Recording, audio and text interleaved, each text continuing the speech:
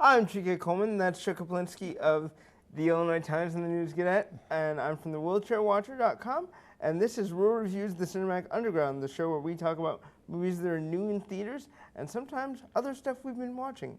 And this week, Chuck, you had a lot going on this week. I did? Because you had the review in the News Gazette for the Batman vs. Superman film, and you also had a great interview, which I read, of Melissa Raunch for her latest film. Yeah, then too bad that the film was no good. But yes, a charming woman. Yeah. Yes. And I read that and greatly enjoyed that, and you guys can check that out on thenewsgazette.com. This week we're going to be talking about two films. I wasn't able to see Knight of Cups in time, unfortunately. But we're going to be talking about the DC Cinematic Universe from its beginning to currently.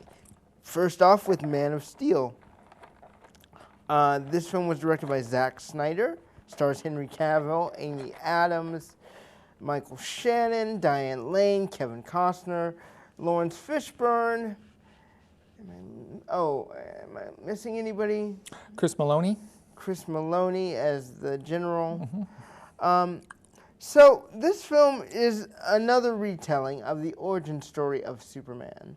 As I recall, when we originally reviewed this film, we weren't too hot on it, mostly because of the Jesus allegory that was clearly present. No, I didn't have a problem with that. You didn't have a problem with that, but you did have a problem with the phallic dildos escaping into the sky. I forgot about those until I watched it again with my son here this past week, and yeah, someone was definitely asleep at the wheel there on that design. I recall when I watched it, and I again rewatched it. When you said you rewatched it, I'm like, oh well, I need to step my game up here and look at this. I recall finding Cavill's original performance as Clark Kent Superman very wooden. He was always searching for something. In the first film, you never really quite got a handle on what this all meant to him. It was more of, okay, Zod's getting ready to destroy the city. I have no choice but to fight this guy. And the fight commences, and that's pretty much the entire movie once that starts. Because diplomacy with Zod doesn't work. I should also mention that the whole reason Zod is fighting Superman is because he wants to re-genetically engineer Krypton. And he needs the blood of the last son of Krypton to be able to do so. I thought the film was a big visual spectacle that was a narrative mess, because I really didn't see any of what I wanted to see from Superman at that time. The vulnerability, the fear, but the courage to take it on anyway. I didn't see any of that in the original Man of Steel film. And that was my main detractor. I didn't mind the action scenes. I didn't mind that he destroyed 90% of Metropolis. I liked that, and I liked that he had to make that hard choice that was very controversial at the end of the film, where he, spoiler alert, killed General Zod to save people. But I wondered, there's got to be some blowback from this. And I didn't know whether I was ever going to see it, so I was kind of left disappointed at the end of the film that there were really no repercussions. What did you originally think of Man of Steel? Upon rewatch or initial release, take your pick. It's been pretty consistent with me as far as what I've thought of that movie. Obviously, they spent a lot of money, but there's not a narrative flow to this movie. It's one big moment after another. When you go back, you watch the destruction of Krypton, it jumps then immediately to Clark 25 years later or something saving an oil rig. And we go to the next, there are no logical narrative beats within this film. It's one piece of spectacle after another, which is why we never really get to learn about these characters. I don't know if they were operating under the notion that, well, we don't really need to tell you, you should know this already. But then again, a lot of flashbacks are employed throughout. Some of them make no sense whatsoever, but they that's where we're attempting to fill in the gaps here. And there's never a flow to this thing. It's choppy, choppy, choppy.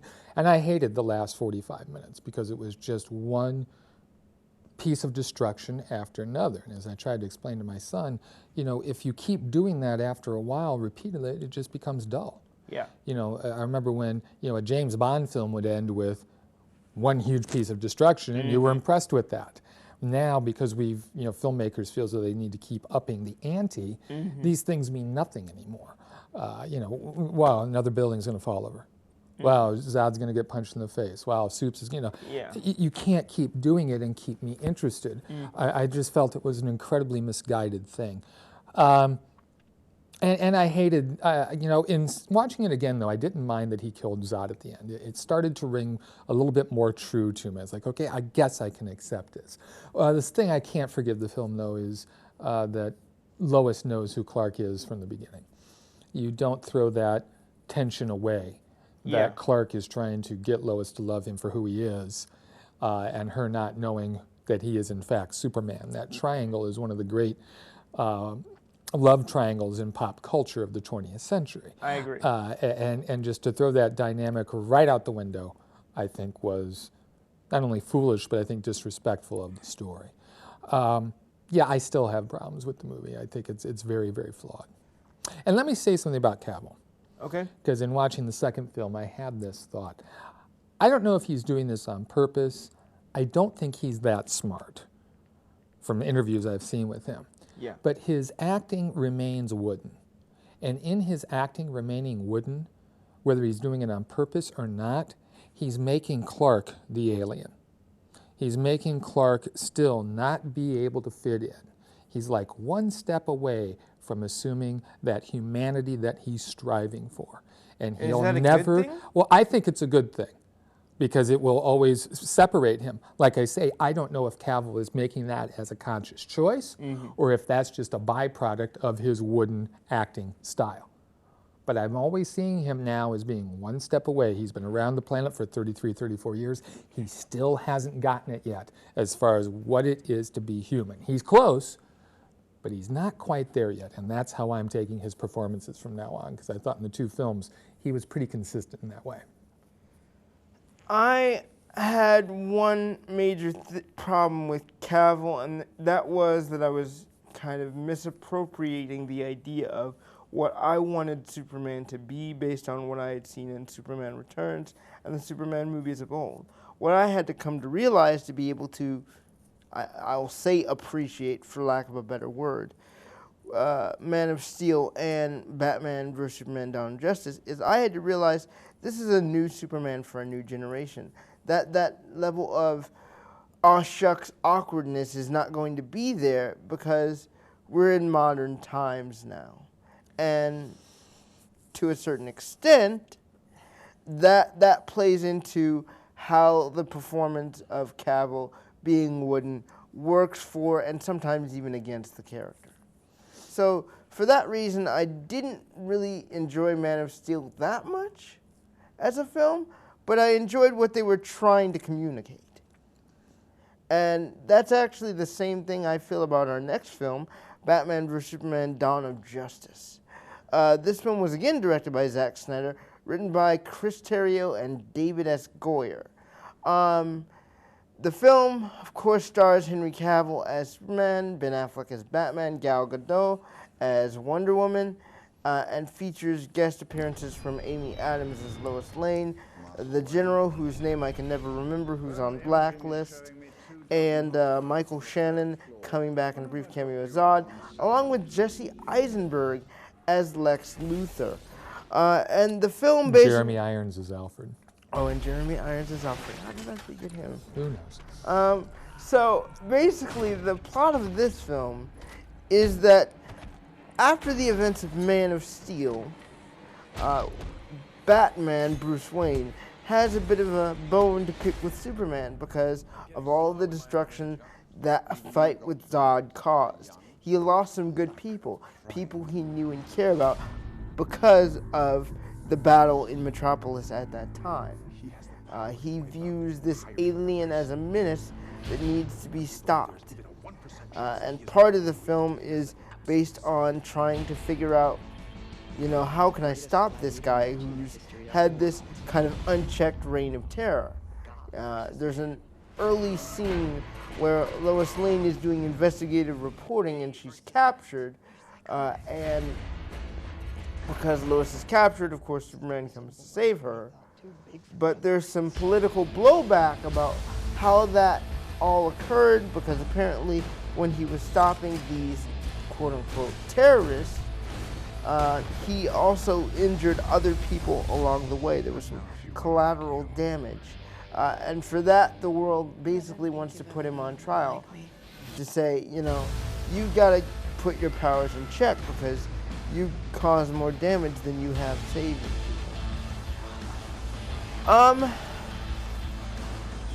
This film has one major negative in my mind, and that is they transition so much between what Ben Affleck Batman is going through and doing to what Clark Superman is doing that it feels disjointed to me at times and doesn't feel as cohesive as it should throughout the narrative.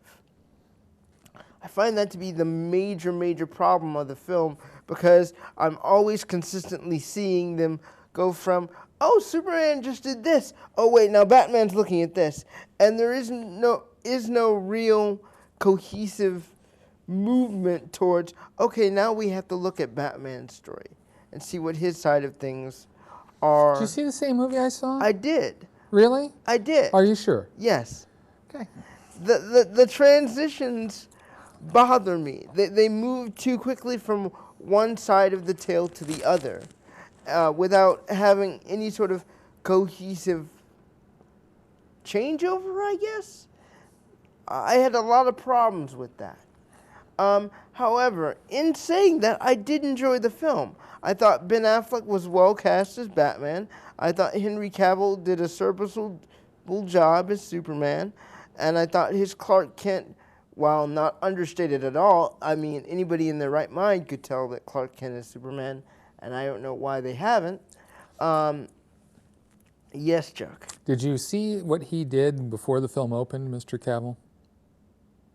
Let's see. What did he do before? He walked through Times Square, and he posted he walked through Times Square underneath huge posters of Batman vs. Superman. He had a Superman T-shirt on, and no one recognized him. Oh yes, I did see that. And he posted a picture, and do you want to know why no one recognized him? Why? Because we are the generation that does this.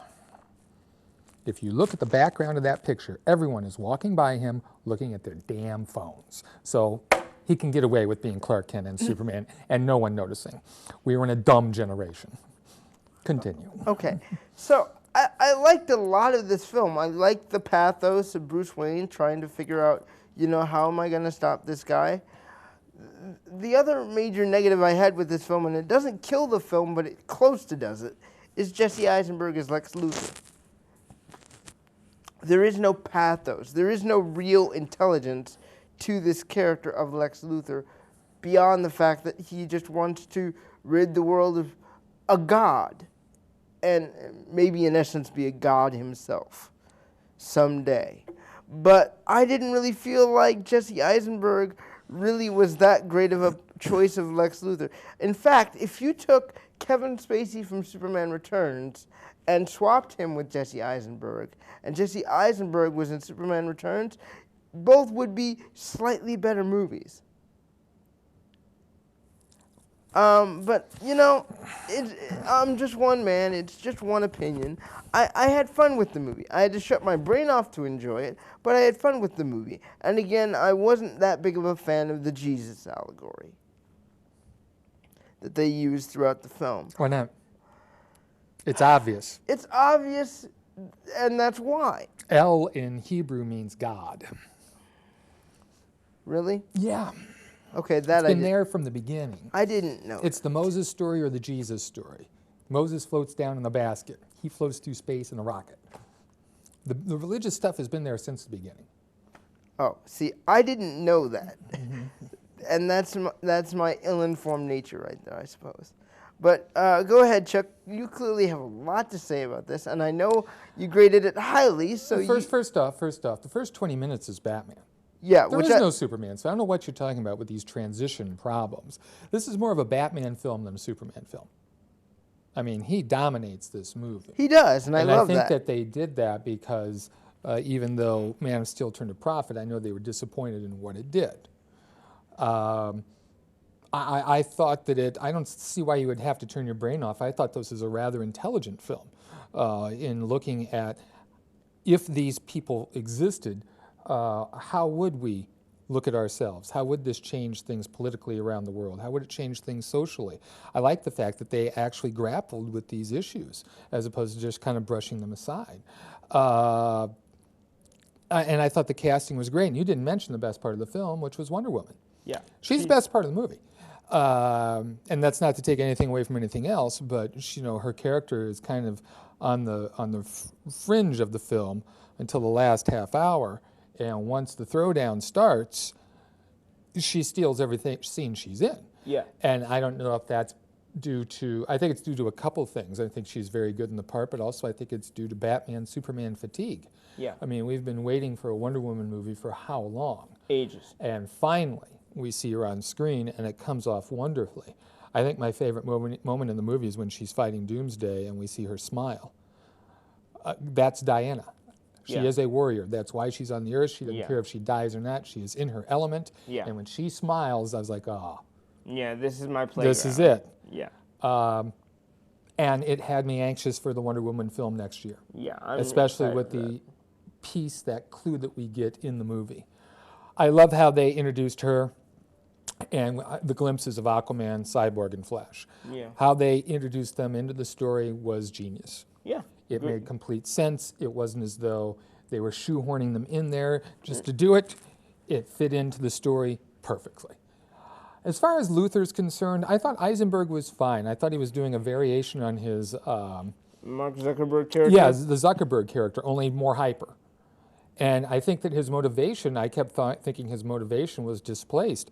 I felt that he was looking at Superman as his father, because he talks about his father abusing him and not being able to do anything about it. I think he was taking all that out on Superman as being a much more powerful person. Because there's really not too many people more powerful than Luthor in the world because of his wealth and technology. True. I think he was displacing that and going that way.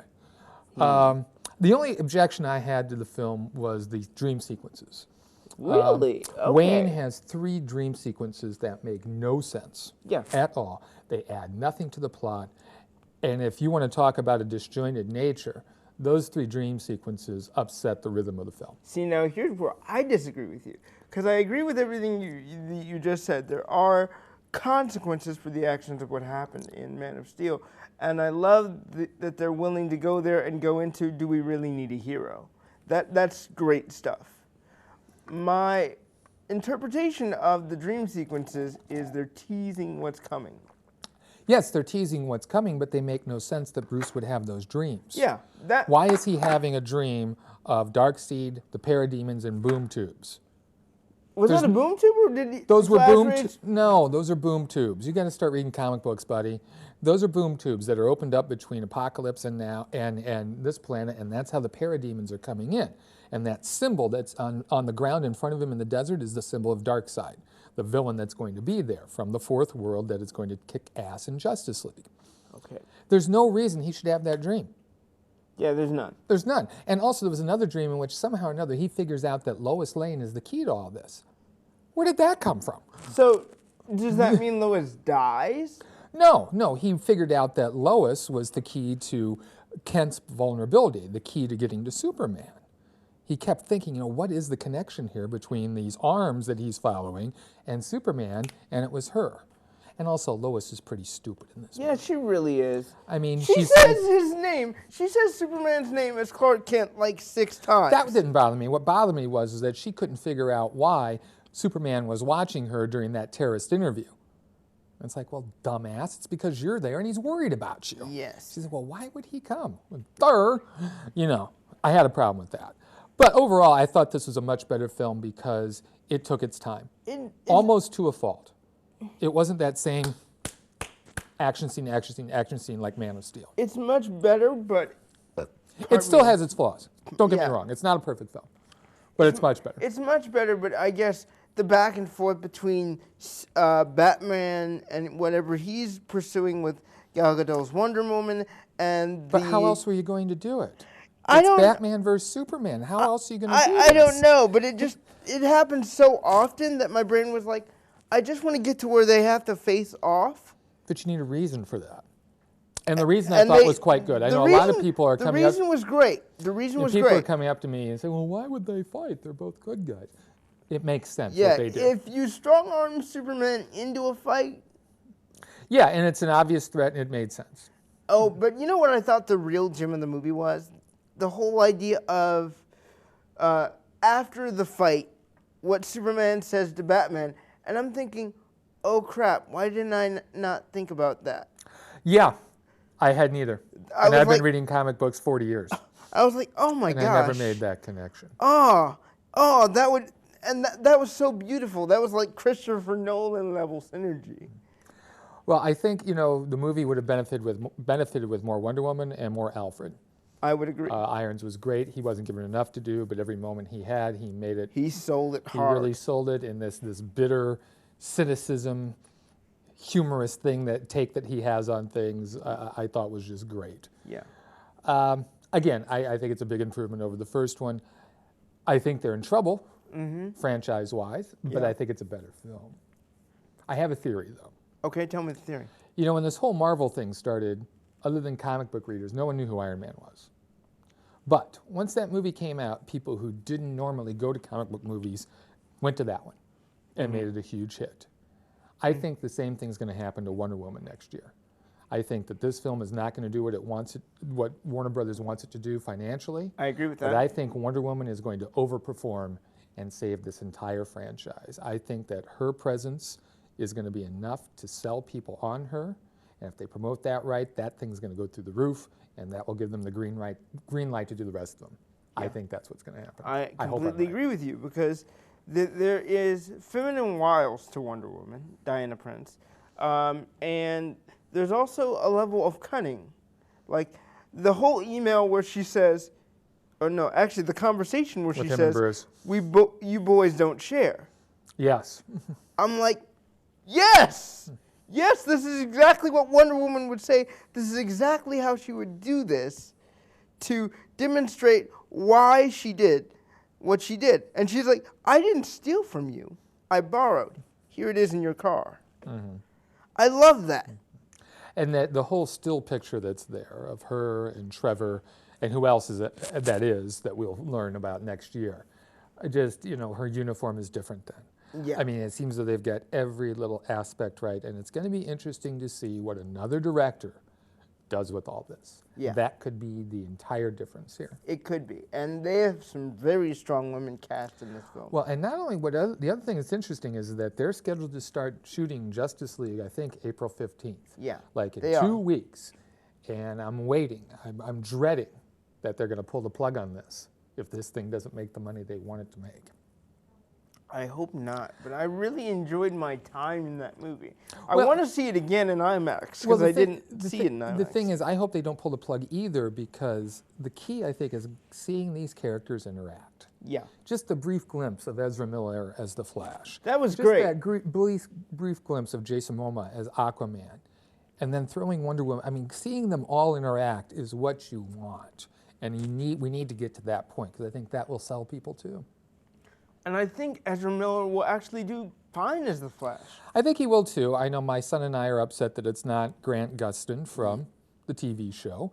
But as Snyder pointed out in an interview, the tones are completely different. Yeah. The tone of that show and what they're doing is completely different, so he wanted to keep them separate. One more thing I also want to mention. Costner has a nice moment in this film. Yeah, Costner is a great moment. Nice moment in the film. I really like that too. I can't really say anything bad about this. I'm going to give this the same grade you gave it, except for my scale is a little bit higher. I'm going 3.5 out of 5.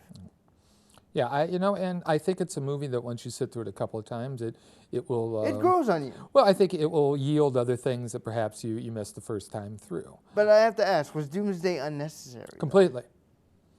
In my mind, you've wasted a villain. In my mind, if you're cloning from someone from Krypton, he becomes Bizarro. Correct. He doesn't become Doomsday. He becomes Bizarro, a fractured, flawed version of Superman. And why they didn't throw Bizarro out there, I don't know. You save Doomsday until later. But, they don't call me, so what the hell do I know? Yeah. Yeah. There's some other things I want. Go ahead. No, you first. I did like the battle at the end, though. Yeah, the battle at the end was fine. I thought it was good. But, yeah, wrong character. And I love the Jesus allegory that they use, death and resurrection. Yeah, completely, in outer space. Yeah, so great. Well, they did it twice, though. Sure, they did. Which I thought, okay, yeah, you really want to make your point. But not a third time. Maybe. Both of those were necessary, though, in the grand scheme of things. Yellow sun, man. Yellow sun. Yep. All right, so there are a couple other things I want to talk to you about today. One is Better Call Saul Season 2. Did you watch the latest episode, I believe, which is entitled Bali High? I have not. I've gotten through a couple more, but not that one. Okay, So go ahead if you want. How far have you gotten? Not as far as you. Just go ahead and talk. Okay, so the last thing before Bali High, I believe, involved the return of Tio, the uncle. Right.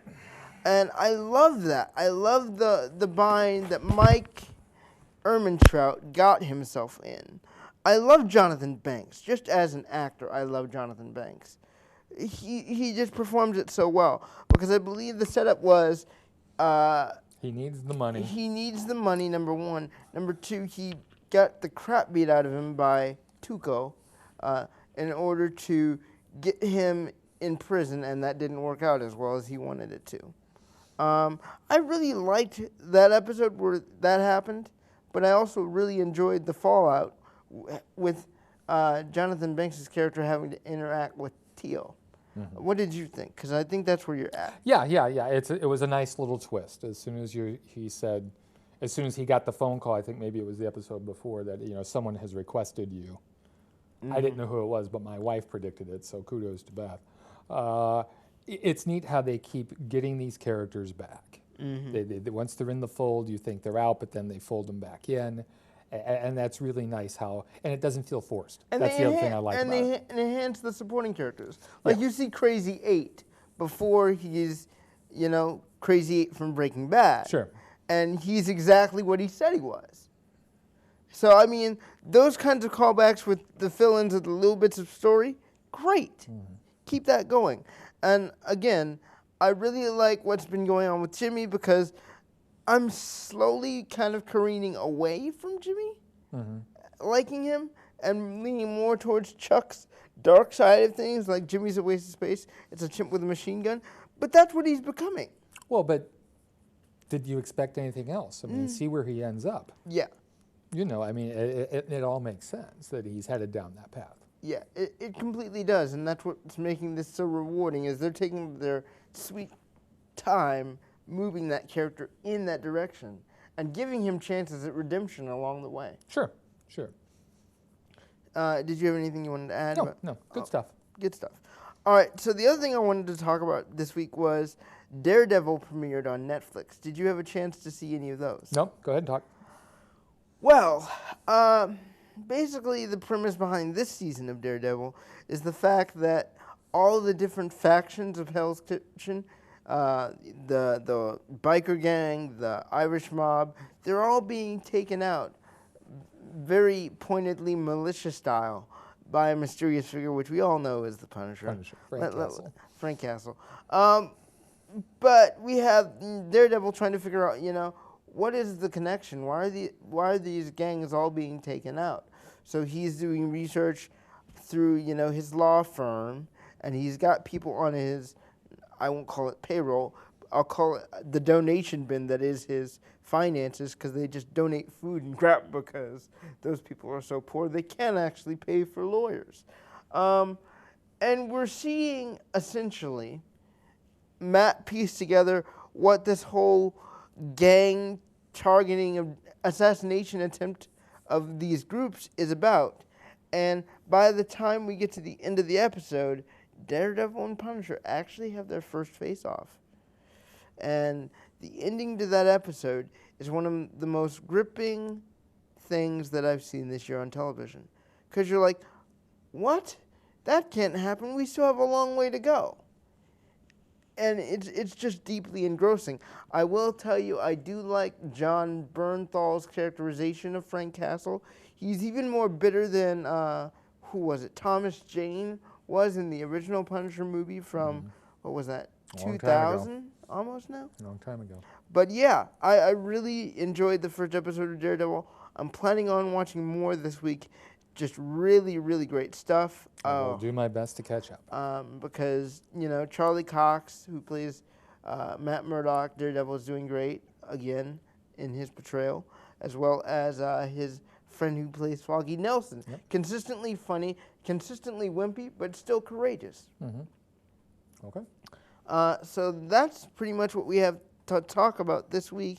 Is there anything else that you've been watching? I know you said you wanted to talk about Knight of Cups a little bit. No, we don't have time. Okay. So what do you think we're going to talk about next week? The best film of the year I've seen so far, Eye in the Sky, starts next Friday. Ooh, I am excited for that one. That's the Dame Helen Mirren film, correct? Yep. I'm very excited for that one. And I may go see The Bronze at some point this week just to see whether it's really as bad as you say. You better hurry. Okay. So I'll plan on doing this again next week. You can find Chuck's work at thenewsgazette.com or theillinoistimes.com. You can find my work on wheelchairwatcher.com. And we can also talk about Ebertfest a little bit next week, what we expect from that. So until then, I'm Chike Coleman, and we will see you guys next week. Bye, guys.